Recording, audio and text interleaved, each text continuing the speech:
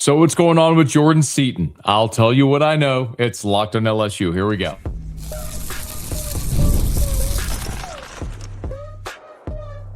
You are Locked on LSU, your daily podcast on the LSU Tigers. Part of the Locked On Podcast Network, your team every day. Okay, let's get it. It is Locked on LSU, your team every day. I'm your host, Matt Moscona. Thanks so much for making us your first listen. We're free, available wherever you get podcasts, of course, on YouTube as well. So please subscribe. As always, one of the fastest ways to help us grow is by leaving your comments below. So thank you sincerely for that. Thank you for helping making the Locked On Podcast Network the #1 sports podcast network. And thank you for watching on the Gulf Coast Sports and Entertainment Network every weekday. Hey, today's episode is brought to you by our friends over at Gametime. Download the Gametime app, create an account, use the code LOCKEDONCollege for $20 off your first purchase. So I've been asked more in the last 24, 36 hours about Jordan Seaton than anything or anyone else. So I'll tell you what I know, and I need you to understand you're going to have to go on a little bit of a ride with me here, okay? Because I almost feel like Dick Tracy. Maybe that's not a great analogy. That's old. What's a new, covert ops investigator? I don't do pop culture, I don't know TV. Someone, just whatever the new detective show is, I'm that guy. So I'll walk you through what I know, because I actually pieced together throughout the Lane Kiffin saga, like when LSU was pursuing him. The single most, very candidly, the single most ridiculous moment of that entire thing for me personally, as everyone was following flight trackers, there was a day where a flight left Louisiana, Hammond, bound for Oxford, and then was going to Gainesville. And I ended up tracking that flight, had a source in Oxford, confirmed to me that was a plane going to pick up a dog, like a hunting dog. And it was so absurd that we were tracking planes that were going to pick up hunting dogs, and the owner was just trolling people by putting Gainesville as the next destination, knowing everyone was tracking flights. That was a ridiculous moment. What I'm about to share with you feels like an equally or greater ridiculous moment because of what I had to do to piece this together. Okay. So let me tell you how the day went, first of all. Okay. So Jordan Seaton, you know by now, if you're an everyday or you heard our previous episode, got to Baton Rouge on Sunday. They had a great visit. He was at football ops Sunday night, went to dinner at Stabs Prime. Everything went great. Everything I was told is what I've shared with you. They want Seaton. They want Princewill, Umanmielen. Both of those players, as I understand, want to be at LSU. Financially, it is a heavy lift considering you already have an epic portal haul. 39 players, the #1 quarterback, a 5-star backup quarterback, a #3 quarterback that from the FCS level that everybody wants, a former 5-star receiver, a former 5-star edge rusher, defensive tackles from Auburn and Clemson, the #1 safety in the portal. You get it. Okay, they've 39 players and they have crushed the portal, but that is expensive. So now you're talking about two guys in Jordan Seaton and Princewill Umanmielen who are both going to carry 7-figure price tags. How do you make this work? That's the big question, is making all of this work. Okay, they both sides want to be together. Now it's just about making the terms work. Okay, so Monday, remember Pete Thamel reported that Seaton Monday was supposed to catch flight to Eugene, Oregon. I reported that on Sunday that Seaton was supposed to be having dinner Monday night at Supper Club in Baton Rouge. Supper Club's closed Monday. They were going to open up for a private dinner just for Seaton and the LSU contingent. Same thing they did for Sam Levitt a few weeks back. That was Sunday night. Monday morning, I got a call that dinner had been canceled. So a lot of the concern or question was, okay, well, if he canceled the dinner, does that mean he's going to Oregon? Well, it was radio silence.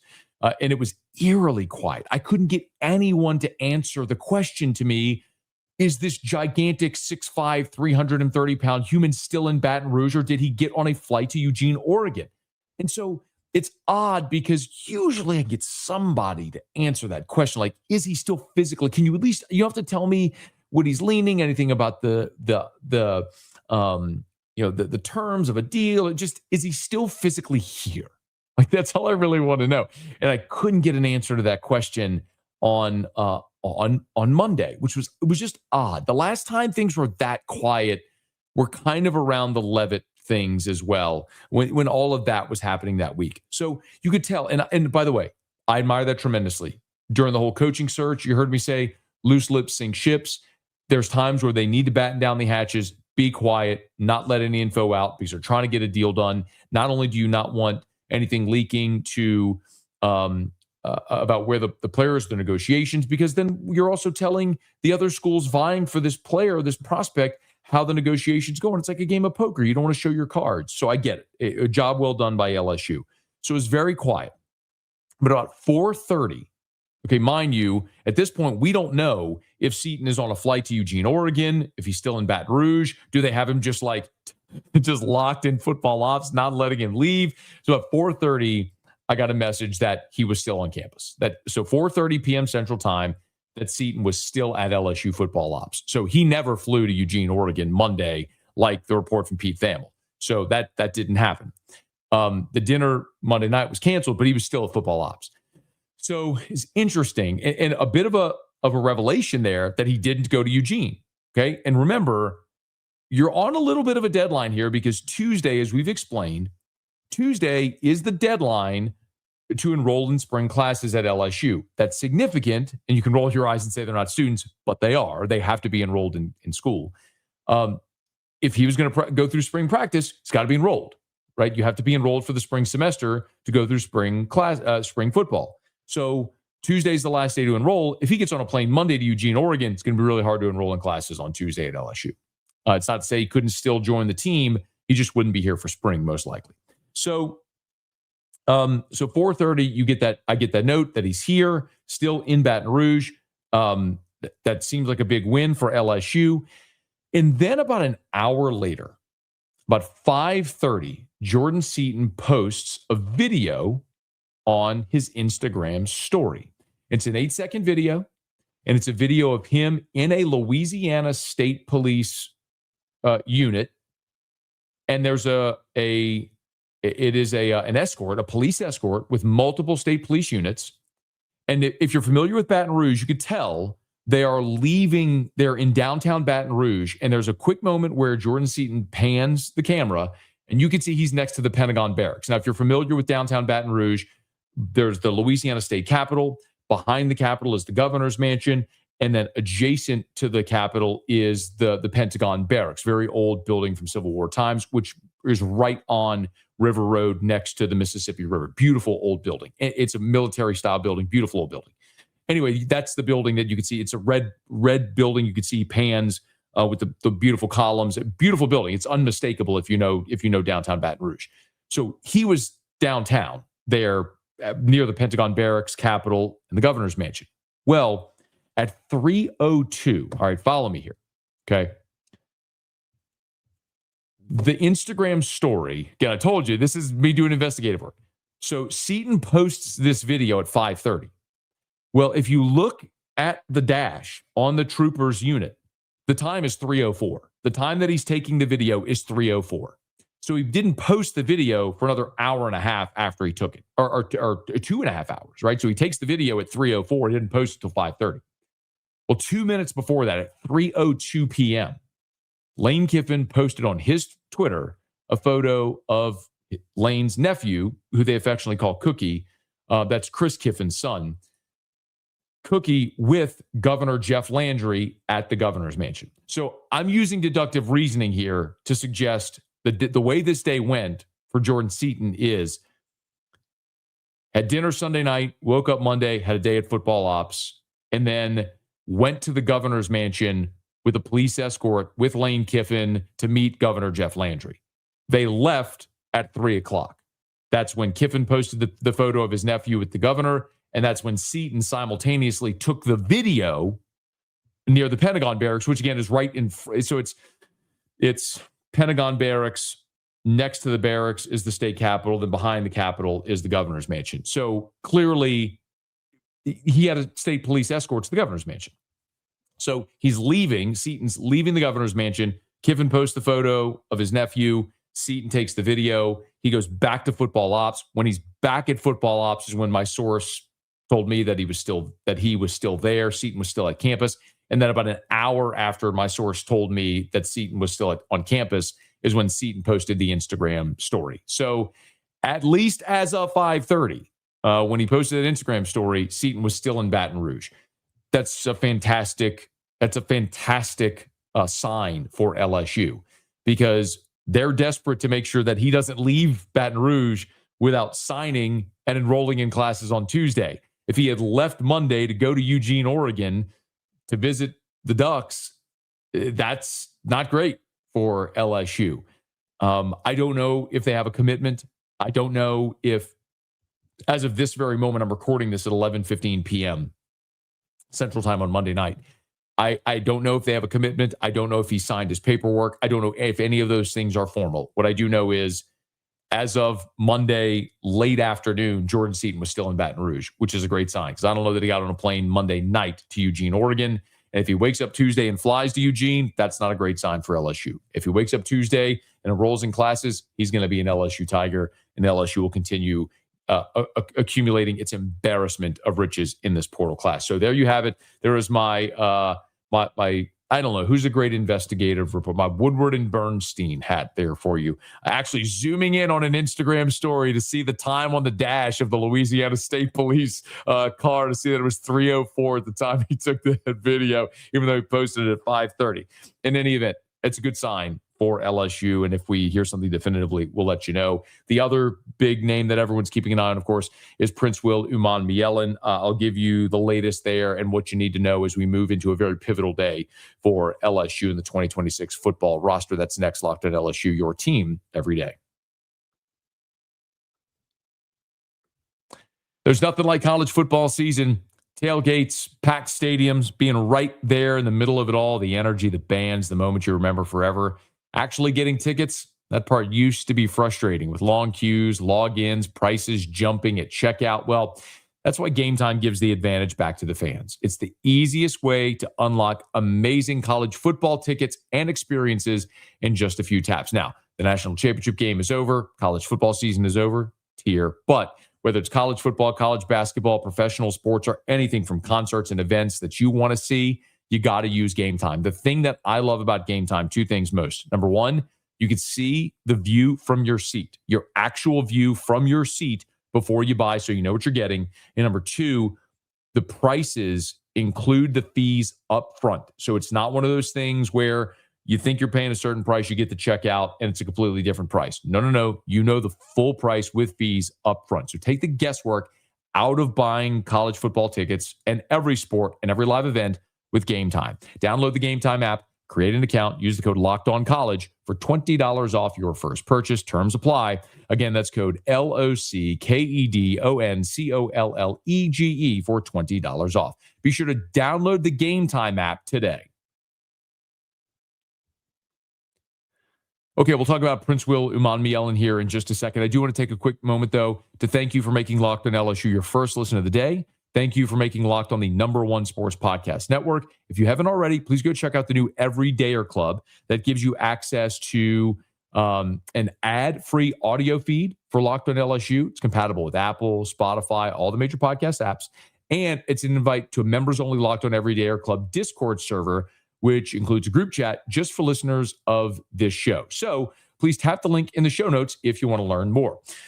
Everybody is asking about Jordan Seaton, and then, of course, Princewill Umanmielen. We've talked about him on previous episodes. If you're an everydayer, you know 9 sacks at Ole Miss this year, which led Ole Miss a couple of seasons at Nebraska. Spent this year at Ole Miss, where he had 9 sacks. His brother, Princewill Umanmielen, began his career at Florida before transferring to Ole Miss, was on that great Ole Miss defense 2 years ago in 2024. So Princewill, central casting, edge rusher, 6'4", 245, chiseled out of granite, really good edge rusher. You would love to add him to this defense. Undeniably, you'd love to. It is going to be, however, a 7-figure price tag to add Princewill Umanmielen, and also you're going to have to pay a buyout of his contract. He did sign with Ole Miss.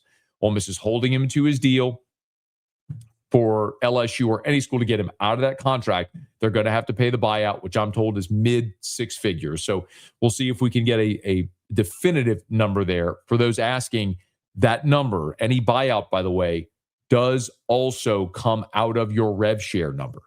So that's in essence like setting a match to six figures, mid six figures, just to get a player out of their contract at their current school. So that's a big price to pay, but you'd be adding an amazing edge rusher, and you'd be weakening Ole Miss late in the process as well. And you got to play Ole Miss in September, the third week of the season. So that's worth noting. Here's what you need to know and what you need to keep an eye on Tuesday as far as Princewill, Umanmielen. Remember, the way the process goes for a player to enter the transfer portal, and as of now, Umanmielen is not in the as of Monday, he is not in the transfer portal officially. So Umanmielen or any player wanting to enter the portal has to fill out an online form, which goes to the school's compliance office. The school's compliance office then has to submit that paperwork to the NCAA. Once the NCAA processes the paperwork, then the player's name appears officially in the transfer portal. Only then can a school formally have contact with the player. Until then, it's all agents working out deals, which we're to assume here has happened with LSU, probably with Ole Miss. I was told Texas is also interested in Umanmielen, and it could become a highest bidder type situation, so something to keep an eye on. But Ole Miss was fighting Umanmielen, making him honor his contract, and so they had not yet, as of Friday, his name had not yet appeared in the transfer portal, despite his announcing that his intention to go in the portal. So if Ole Miss submitted the paperwork before the deadline Friday, remember, Saturday, Sunday, the NCAA is closed. Monday was a federal holiday. Tuesday, the NCAA offices in Indianapolis open at 7:30 a.m. Central Time. So it's 8:30 Eastern, but 7:30 Central, which is when you might see them start processing more names. And so you'll probably start to see names pop up in the transfer portal again. What would be disappointing is if they ran this right up against the clock and the deadline to enroll in classes for the spring at LSU passes on Tuesday. And if Umanmielen's name isn't officially in the portal, then he can't transfer to LSU officially by Tuesday. So we're going to be keeping an eye Tuesday to see if Umanmielen's name officially hits the transfer portal. If it does, then there's a real strong possibility that he will end up at LSU. I'll tell you again what I've been told from people within the program. I think both Seaton and Umanmielen want to be at LSU. LSU wants both of them. It is a real heavy lift financially to add both of those guys, which will both be seven-figure adds, when you already have this massive transfer portal haul that has a gigantic price tag already. Can Billy Glasscock work out the finances to get this done? We'll see, but that's what we're going to be watching on Tuesday. The other thing that I want to touch on here before we get out of here, I had a chance to visit with Jackson Harris. So Jackson Harris was the first transfer portal addition for this year, the wide receiver from Hawaii. And I had a chance to visit with him on Monday on my radio show. And two things in particular that we talked about, I think you'll find interesting. One about Lane Kiffin, two about the LSU quarterbacks, or the quarterbacks that LSU's added. You'll hear that next. Locked on LSU, your team every day.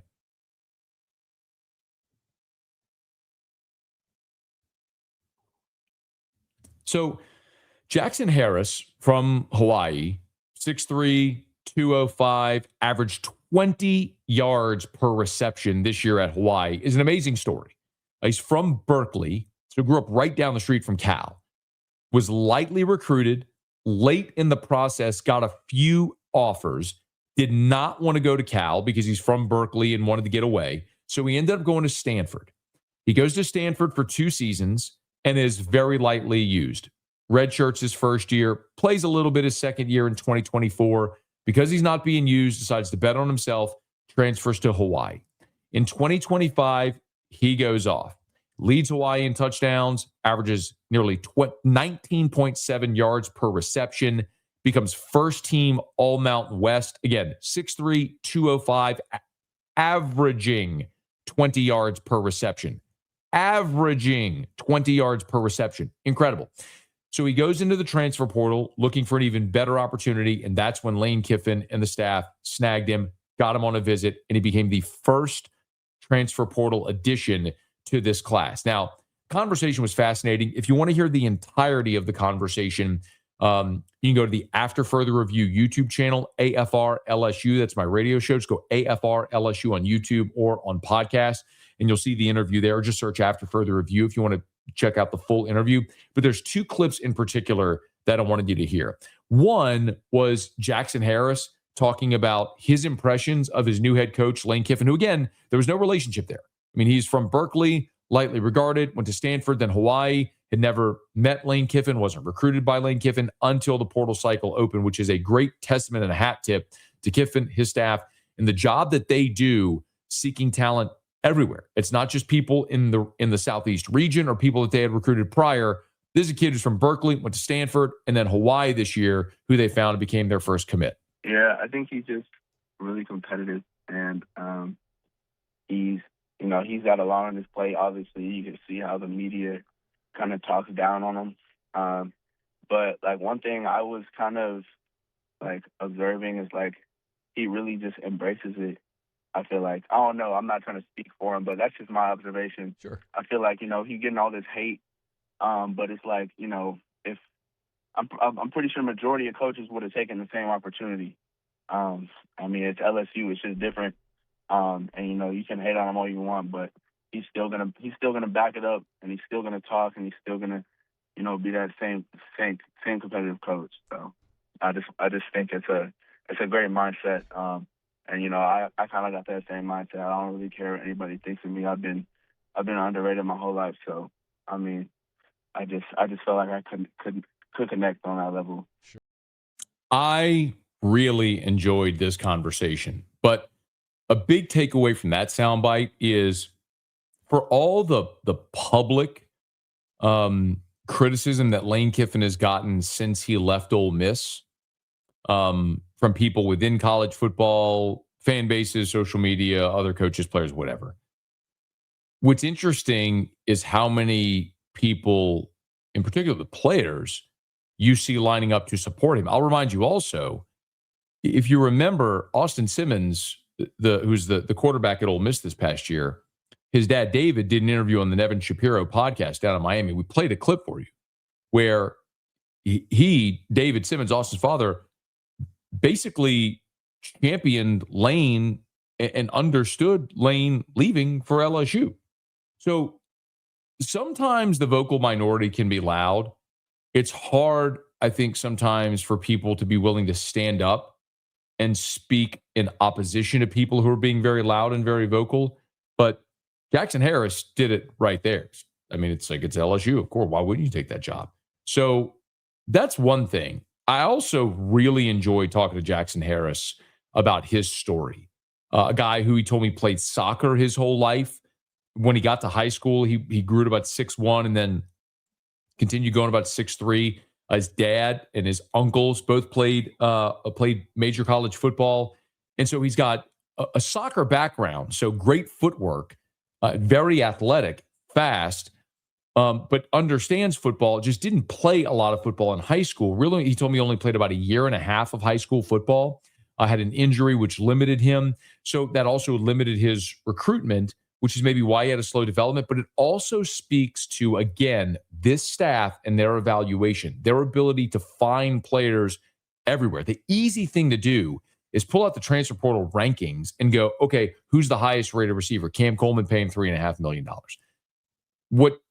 The way you maybe build a contender with tons of depth is to go find Jackson Harris, is to do your due diligence scouting every player in the portal to say, who has a skill set that fits what we do? Let's go get him and get him affordably.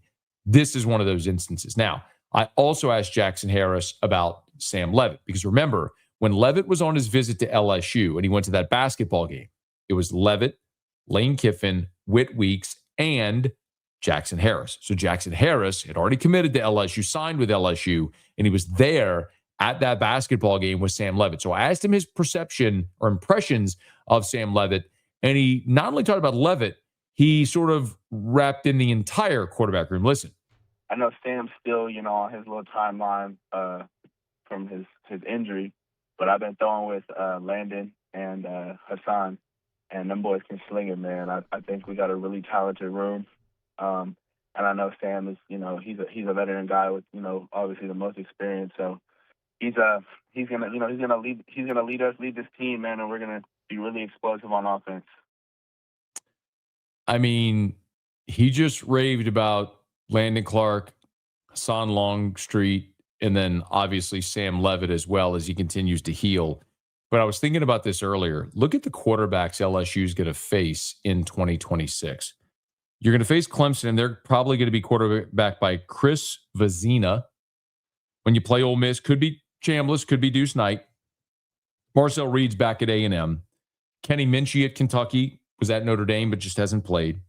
Mario Taylor at Mississippi State, athlete but young guy. Byron Brown coming from South Florida to Auburn. Again, really good year at South Florida. Does it translate to the SEC? We'll find out. Austin Mack at Alabama. Arch is at Texas. Brian Staub at Tennessee, most likely. And then we'll see what Arkansas does. They're going to have a battle there for their starting job. The point is, aside from maybe Chambliss, Marcel Reed, Arch Manning, I mean, not a great quarterback year in the Southeastern Conference, at least among the players, the quarterbacks that LSU is going to face on its regular season schedule. Sam Levitt, healthy, huge advantage at quarterback over most anyone you'll play. A lot to talk about here. And by the next time we talk, hopefully we have an answer on Jordan Seaton and on Princewill Umanmielen. You know, when we have it, we'll talk about it right here on Locked on LSU. So thanks so much for being here with us. Thank you for making Locked on LSU your first listen every single day. If you are listening on podcast, please subscribe on your favorite podcast app. Rate us, leave a review. If you're on YouTube, smash that like button, subscribe to the channel, hit the bell so you're notified whenever we post a new video. And thank you, as always, for watching on the Gulf Coast Sports and Entertainment Network as well, every single weekday. And be sure to let a friend know that if they love the Tigers, we got you here every single day. It's Locked on LSU, your team every day.